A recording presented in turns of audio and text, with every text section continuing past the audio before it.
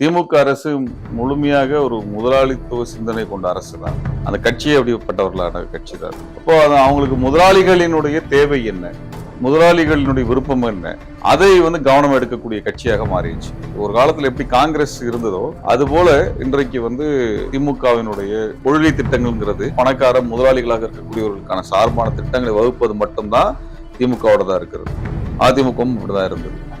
ஏழை எளிய மக்களுக்கு என்ன பண்றாங்கன்னா, இலவசமாக தருகிறோம், இந்த 1000 ரூபாய் கொடுத்துறோம், பஸ்ல ஏறி இலவசமா போங்க வாங்க இப்படி சொல்லி அவங்களுடைய பொருளாதார கட்டுமானத்தை வலுப்படுத்துவதற்கான எந்த வேலையும் செய்யும். இப்ப அரசாங்கத்தில் இருக்கக்கூடிய கடைமணி பணிகள் எல்லாத்தையுமே அரசு பணிகளாக ஒப்பந்த ஊழியர் முறையை ஒழிச்சு கட்டிட்டு நீங்க நேரடியாக நீங்க அரசு பணியை கொடுத்தீங்கனாலே தமிழ்நாட்டில் லட்சக்கணக்கான பேர், ஒரு ஏழை எளிய மக்களுக்கு அரசு வேலை வாய்ப்பு கிடைக்கும். அது அவங்க மேலும் வளர்வதற்கான ஒரு வாய்ப்பை உங்களுக்கு கொடுக்கும். ஆனா அது அப்படி எந்த திட்டத்தையும் இவங்க நடைமுறைப்படுத்தாம பணக்காரர்கள் முதலாளிகள் அவர்களுக்கு சாதகமான கொள்கை திட்டங்களை தான் கொண்டு வர்றாங்க.